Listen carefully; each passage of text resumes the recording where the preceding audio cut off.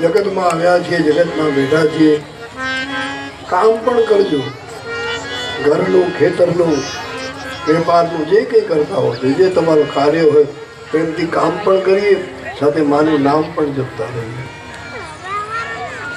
હાથમાં માળા હોય તો જ નામ જપાયું નથી, વગર માળાએ પણ ફરતા ફરતા મા મા મા મા જગદંબ જગદંબ જગદંબ પ્રેમથી જપતા રહો. માતાજીનો મંત્ર 9 અક્ષરનો દેવી ભગતમાં આવશે, નવાર્ણ મંત્ર, પણ થોડો અઘરો છે. બધા નવાર્ણ મંત્ર બોલી શકે નહીં, અઘરો. ઐમ રીમ ક્લીમ ચામુંડા એ નીચે આ નવાક્ષર મંત્ર જોડે બધાને બોલતા ન ફાવે આ મંત્ર, પણ એની જરૂર નથી. ખાલી અંબાનું નામ લેતા રહો. અંબા અંબા અંબા માં માં, ખાલી એકાક્ષર, એક જ અક્ષર, પણ જપતા રહો. આ જવાનો જપનો આગળના લગ્ન કુદય ધ્યાય તો વિષ્ણુ ત્રેતાયામ યજુતો મખૈ દ્વાપરે પરિચર્યારામ કલવ તદ હરિકીર્તના. સતયુગમાં ભગવાનની પ્રાપ્તિ ધ્યાન કરવાથી થતી.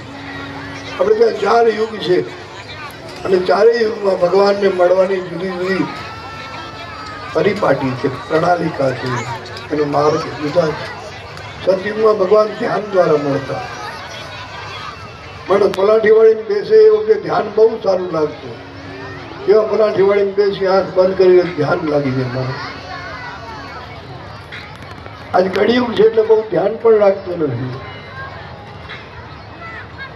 ઘણી વાર આપણે એકાંતમાં બેઠા હોઈએ, આંખ બંધ હોય, ધ્યાન કરતા હોઈએ, આપણી નજર સામે માતાજીનો ફોટો પણ હોય, પણ છતાં આપણા મનમાં કંઈક જુદા જ વિચારો આવતા હોય. આ ધ્યાન ધરવાની કોશિશ કરવા છતાં ધ્યાન લાગતું નથી, કારણ કે કળિયુગ યુગનો પ્રભાવ.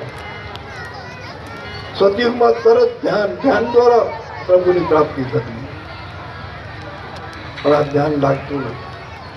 એટલે આપણે સંતો કઈ ધ્યાન ન લાગે તો વાંધો નહીં, આપણા પગલા કયા રસ્તે જાય થોડું ધ્યાન રાખજો કે આપણા પગલા પુણ્યના પંથે ભરાઈ રહ્યા છે કે પાપના પંથે, સન્માર્ગે ચાલી રહ્યા છે આપણા પગલા કે કુમાર્ગે ચાલી રહ્યા છે.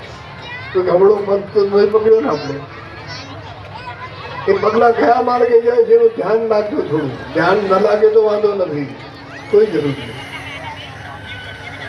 આપણા પગલા કયા માર્ગે જઈ રહ્યા છે એનું ધ્યાન રાખજો. પુણ્યના પંથ ઉપર જેટલા પગલા ભરાય એટલા ભરી લેજો.